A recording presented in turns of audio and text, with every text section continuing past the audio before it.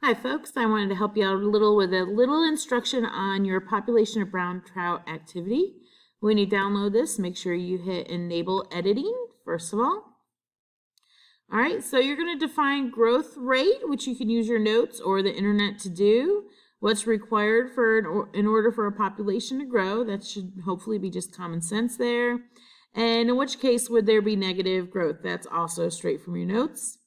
In the year 2010, a trout population was severely affected by a parasite that is found in warmer climates.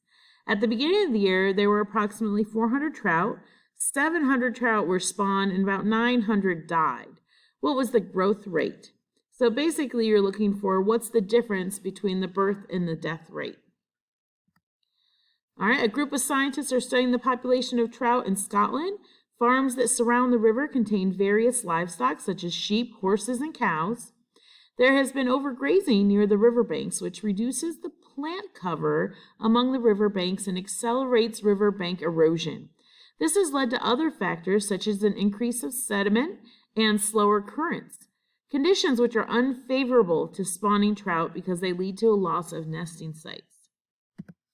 So what we're going to do here is determine the population size of the brown trout from 2005 to 2016 using the chart below, so using real data. Use the population growth from the previous year to figure out the population size at the start of the first year. So I'm going to do the first couple with you to get you started. So looking at 2005, our population size was 470. Number spawned was 410, and the number of deaths was 270. So to find the growth rate, you subtract the number of deaths from the number of births. And the difference there is 140, and it's positive because it's more births than deaths. So that 140 is then going to be added to our original population number of 470. So we're going to be up to 610 trout. Okay, that's what we're going to put in there.